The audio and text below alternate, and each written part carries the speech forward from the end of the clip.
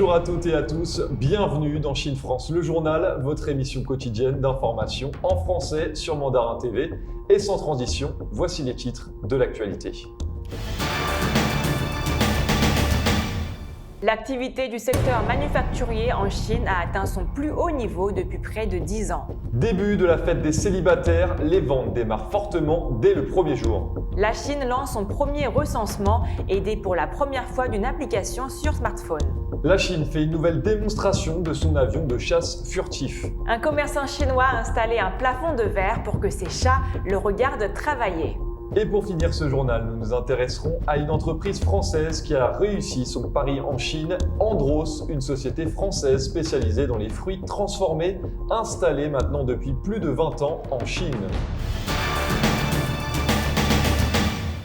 L'activité du secteur manufacturier en Chine a atteint en octobre son plus haut niveau depuis près de 10 ans sous l'effet d'une accélération de la demande intérieure. L'enquête privée souligne aussi la reprise dynamique après la crise du coronavirus de la deuxième économie mondiale. L'indice PMI manufacturier calculé par Caixin Market a progressé à 53,6 le mois dernier contre 53 en septembre, soit un sixième mois consécutif, au-dessus du seuil de 50 qui sépare contraction et expansion de l'activité. Il s'agit d'un plus haut niveau depuis janvier 2011. Le vaste secteur industriel chinois revient progressivement à des niveaux aperçus avant la crise sanitaire qui a paralysé des pans entiers de l'économie plus tôt cette année, même si les perspectives mondiales s'assombrissent alors que de nombreux pays occidentaux font face à une hausse des nouveaux cas de contamination au coronavirus et réimposent des confinements. Si les résultats de l'enquête de Caixin montrent une progression des nouvelles commandes à un plus haut depuis 2010, les nouvelles commandes à l'export ont reculé par rapport à septembre. Elles sont toutefois restées en territoire expansionniste. Le PMI est un indicateur utile pour le PIB car la sortie du PMI est plus rapide et donne un meilleur aperçu des chiffres trimestriels du PIB. L'indice PMI manufacturier peut regrouper plusieurs indicateurs, des prix des importations en passant par les nouvelles commandes d'exportation. Les organisations qui réalisent l'indicateur PMI changent selon les pays. C'est un rendez-vous annuel instauré par les géants de l'e-commerce chinois tous les 11 novembre, la fête des célibataires. Lundi, c'était déjà l'occasion pour de nombreux Chinois de dépenser de l'argent sur des articles à prix réduit. Les deux géants du e-commerce électronique, Alibaba et JD.com, ont tous deux publié de solides chiffres de vente lors de ce premier jour des célibataires. Alibaba a créé le festival annuel de shopping en ligne de la Journée des célibataires en 2009. L'entreprise a déclaré que lorsque l'horloge a sonné à minuit, le premier jour des ventes dimanche, des centaines de millions de consommateurs ont afflué vers ces plateformes de commerce électronique Taobao et Tmall. 14 millions d'articles à prix réduit ont été ajoutés au panier. 100 marques ont atteint des ventes de 100 millions de yuan, soit 15 millions de dollars, sur les plateformes d'Alibaba 111 minutes après le début de la folie des achats en ligne, a ajouté lundi la société dans un communiqué. Alibaba est le plus grand groupe de commerce électronique de Chine. Pendant ce temps, sur JD.com, la deuxième plus grande plateforme de commerce électronique du pays, les ventes étaient de 90% supérieures à celles de l'année dernière, le premier jour du festival du shopping. L'ouverture des ventes en plein essor a une fois de plus prouvé qu'avec les mesures de prévention de la pandémie de coronavirus, le marché de consommation chinois est sur une tendance à la hausse à moyen et long terme, a déclaré la plateforme dans un communiqué séparé lundi. La journée des célibataires, le plus grand festival de shopping en ligne au monde, a généralement lieu le 11 novembre sur les plateformes d'Alibaba, mais la société a ajouté une autre fenêtre de vente officielle du 1er au 3 novembre cette année pour permettre à davantage de marques et d'entreprises de participer. JD.com a commencé les ventes officielles le 1er novembre comme les années précédentes, mais a ajouté une période de prévente à partir du 21 octobre, la même date à laquelle les préventes d'Alibaba ont commencé. La frénésie d'achat annuelle, également connue sous le nom de double 11, est considérée par de nombreux investisseurs comme un indicateur des dépenses de consommation en Chine et comme un baromètre important de la santé économique. Et cette année, alors que la pandémie de coronavirus frappe de nombreuses industries et ralentit les économies mondiales, les enjeux sont particulièrement importants pour les détaillants. Ce sera le double 11 le plus long et le plus complexe de tous les temps, a déclaré Xiaofeng Wang, analyste principale de Forrester. Les marques et les détaillants sont impatients de se remettre de l'impact de la Covid-19 et doubleront leur investissement dans le double 11 pour stimuler leurs ventes. L'économie chinoise a connu une forte reprise et les comportements d'achat des consommateurs chinois sont déjà revenus à des niveaux pré-pandémiques, sinon plus élevés, a déclaré Wang. Une enquête menée auprès de plus de 2000 consommateurs en Chine a révélé que 39% prévoyaient de dépenser plus pendant la journée des célibataires de cette année par rapport à l'année dernière, tandis que 15% seulement prévoyaient de dépenser moins en raison des préoccupations persistantes concernant la pandémie de Covid-19, selon un rapport du cabinet de conseil AlixPartners. Sur JD.com, les 5 principales catégories recherchées étaient les smartphones, les machines à laver, les téléviseurs à écran plat, les réfrigérateurs et les ordinateurs portables. Les consommateurs ont également acheté des smartphones. Le nombre de transactions pour les téléphones iPhone, Xiaomi et Realme au cours des 10 premières minutes après le début officiel des ventes était 10 fois plus élevé que l'année dernière. Les ventes des nouveaux téléphones Mate 40 lancés par Huawei ont dépassé 100 millions de yuan en seulement 8 secondes sur la plateforme. Alibaba et JD.com ont entrepris de renforcer leur réseau logistique ces derniers mois et certains clients ont reçu leurs commandes pour la journée des célibataires quelques minutes après les avoir passés. Le premier colis d'Alibaba pendant le festival du shopping contenant du liquide dansant anti-moustique est parvenu à un client de la province du Sichuan dans le sud-ouest de la Chine 11 minutes après avoir passé la commande à minuit. Une cliente de JD.com dans la province du Heilongjiang, dans le nord-est de la Chine, a été la première à recevoir son colis de la plateforme. Elle a reçu le rouge à lèvres qu'elle avait précommandé 6 minutes après avoir payé dimanche, selon la société. Le pays le plus peuplé du monde a commencé son recensement. Des millions d'agents ont commencé dimanche en Chine leur porte-à-porte pour compter le nombre d'habitants. Ils seront aidés pour la première fois d'une application pour mobile. Ce recensement doit permettre notamment de savoir si l'abandon de la politique de l'enfant unique a permis de relancer les naissances. Cette gigantesque opération est menée tous les 10 ans. Pour la première fois, les Chinois pourront transmettre leurs informations via une application mobile afin de simplifier le traitement des données. Le précédent recensement, effectué en 2010, avait fait état d'une population de 1 339 724 852 personnes. L'augmentation depuis l'an 2000 avait été de plus de 73 millions d'habitants, soit davantage que la population de la France. Quelques 7 millions d'agents recenseurs, des employés des administrations de quartier et des volontaires collectent les données. Cette opération va se poursuivre pendant 2 mois, des luxueux gratte-ciel résidentiels de Shanghai jusqu'au village reculé des montagnes du Tibet. L'analyse des résultats devrait prendre 2 ans. Un des principaux enjeux, déterminer si la fin de la politique de l'enfant unique a permis une augmentation significative de la population. La limitation des naissances a été lancée à la fin des années 1970 dans un contexte de forte croissance démographique lorsque les familles nombreuses étaient la norme. Mais la Chine a décidé en 2015 d'autoriser tous les couples à avoir 2 enfants sur fond de vieillissement de la population et d'un manque croissant de main-d'œuvre.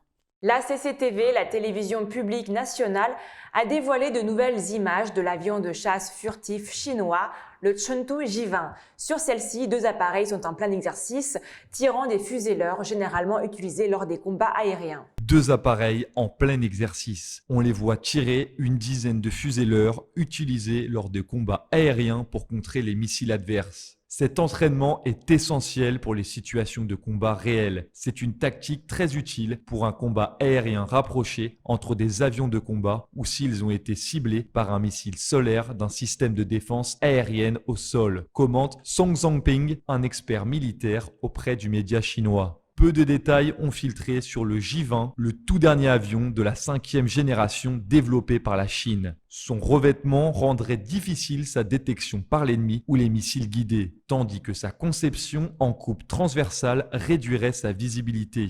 Ces images ont été diffusées alors que Xi Jinping, le président chinois, a assuré aux marins du port militaire de la ville de Shantou qu'ils devaient être prêts à mener une guerre. Le mois dernier, un J-20 a été aperçu en train de voler à basse altitude au-dessus de Guizhou. 2 autres J-20 ont aussi été aperçus en août sur la base aérienne de Rotan dans l'extrême ouest du pays, où des tensions sont survenues avec l'Inde dernièrement. Le nombre exact de ces appareils n'est pas connu, mais la Chine semblerait en posséder au moins 50. Le chef d'un organisme de bienfaisance chinois pour enfants appelle à une meilleure protection juridique des jeunes. Cette décision intervient après que les médias locaux ont rapporté le cas d'une fillette de 6 ans qui a subi pendant des mois de la violence physique de la part de sa mère et du petit ami de la femme. 2 personnes de Fushun dans la province du Liaoning, dans le nord-est de la Chine, ont été arrêtées dans le cadre de l'affaire, ont déclaré vendredi les autorités locales citées par la chaîne publique CCTV.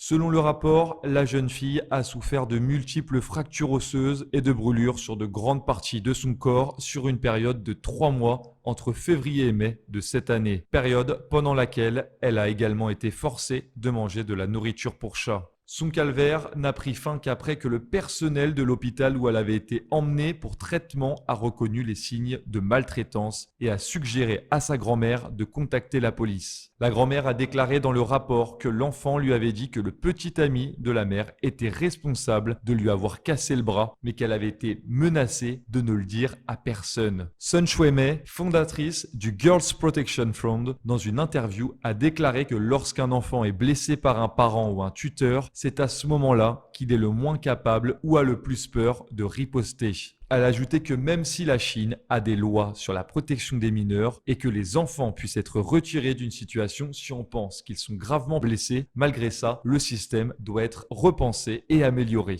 Huang Ximin, une avocate expérimentée dans les affaires de protection de l'enfance, a déclaré que la mère de la fille et son petit ami risquaient plus de 10 ans de prison s'ils étaient reconnus coupables d'avoir causé des blessures intentionnelles à l'enfant. La sévérité de la punition aura certainement un effet dissuasif, mais ce n'est pas le moyen le plus efficace de protéger l'enfant, a déclaré Huang. Elle a ajouté que le système de tutelle est inadéquat en Chine. Il y a un manque de contrôle et il n'y a pas d'institutions ou d'établissements spéciaux pour protéger les enfants. La Fédération des femmes de Fushun a déclaré cette semaine sur les réseaux sociaux qu'elle travaillerait avec les agences compétentes pour fournir un soutien juridique, pratique et psychologique à l'enfant qui vit maintenant de nouveau avec son père. Les médias chinois ont rapporté qu'une campagne de collecte de fonds pour l'enfant avait collecté plus de 2,4 millions de yuan, soit 308 000 euros vendredi dernier. Le chef de l'organisme de bienfaisance appelle à des améliorations du système de signalement afin d'éviter que davantage d'enfants ne deviennent des victimes. Les chats sont de nature très curieuse et adorent surveiller leur maître entre 2 siestes. De quoi inspirer un commerçant taïwanais dont les petits travaux dans sa boutique ont connu un étonnant succès viral sur Twitter. Le 23 octobre dernier, l'utilisateur SCM Crocodile a en effet partagé sur son compte Twitter 3 photos amusantes de la boutique d'un ami qui a eu l'idée d'installer des panneaux de verre au plafond offrant la vue sur ce qui semble être un grenier. L'idée, permettre à ses chats, qu'il amène toujours avec lui, d'être dans un espace tranquille avec le luxe de pouvoir observer ses faits et gestes comme ils aiment tant. Et ses amis les chats sont souvent vus en train de se prélasser sur la vitre et d'observer les humains qui se trouvent en dessous. Et évidemment, pour les clients, le résultat est très amusant puisque les animaux s'étalent contre la vitre pour regarder le passage, donnant l'illusion de caméras de surveillance mignonnes qui observent les déplacements. Certains ont plaisanté en disant que c'est là que les chats ont leur place, nous regardant de haut comme les seigneurs qu'ils sont vraiment. En seulement 3 jours, la petite idée de ce commerçant a fait le tour du web. Le tweet de son ami a été partagé plus de 70 000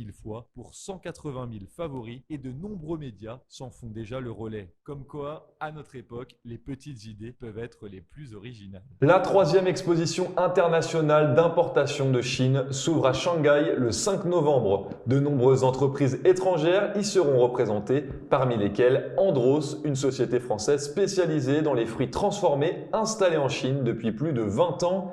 Comment l'entreprise s'est-elle intégrée au marché chinois? La réponse dans ce reportage signé CGTN. Les confitures et compotes sont aujourd'hui disponibles dans la plupart des supermarchés chinois. C'était loin d'être le cas il y a une vingtaine d'années. Une évolution des habitudes de consommation chinoises dont a témoigné Andros, une entreprise française spécialisée dans les fruits transformés, installée en Chine depuis 1998. Nous sommes dans le nord-ouest de la capitale chinoise et c'est ici qu'Andros a installé son premier bureau commercial de Chine. Bonjour Alexis. Bonjour Jessica, comment allez-vous? Bien, merci et vous-même. Très bien. La Chine est le 3e pays au monde et le premier hors d'Europe où l'entreprise française a implanté une usine. Mais au début, c'était loin d'être gagné.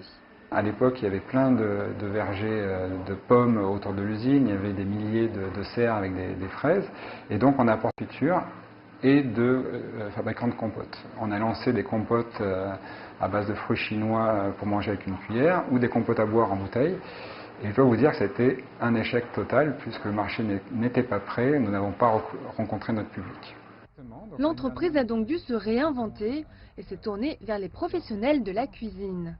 La société française a alors créé pour la première fois de son histoire une gamme de produits à base de fruits à destination des chefs pâtissiers, puis des baristas qui cherchaient à créer de nouvelles recettes. Et les goûts des consommateurs chinois ayant évolué depuis, la marque a de nouveau proposé son produit initial, les compotes, et cette fois en gourde. Si les produits Andro sont consommés par les clients chinois directement, ils sont aussi incorporés dans d'autres produits de marques locales. Collaborant notamment avec des glaciers chinois ou encore des chaînes de pâtisseries installées dans tout le pays, le spécialiste français des fruits transformés a réussi son pari en Chine et fait actuellement construire une deuxième usine dans le Shandong. Mais le point d'orgue de son histoire chinoise, c'est sa participation à la 2e exposition internationale d'importation de la Chine l'année dernière à Shanghai. Ça a été vraiment un succès énorme puisque dans le cadre de la visite présidentielle d'Emmanuel Macron, notre président d'Andros, Frédéric Gervoson, faisait partie de la délégation française et a pu rencontrer le président Xi Jinping sur le salon. Et quelques jours plus tard, à Pékin, au Palais du Peuple, Frédéric Gervoson a signé un accord de développement stratégique avec le président de notre partenaire en Chine, Shandong Food Group, devant les 2 présidents français et chinois. L'entreprise participe cette année à la 3e exposition internationale d'importation de la Chine, avec une présence encore plus importante que l'année passée. Et c'est déjà la fin de notre journal. Merci à tous de nous avoir suivis. Et si vous souhaitez revoir nos vidéos, rendez-vous sur mandarintv.fr. Excellente journée ou excellente soirée sur Mandarin TV.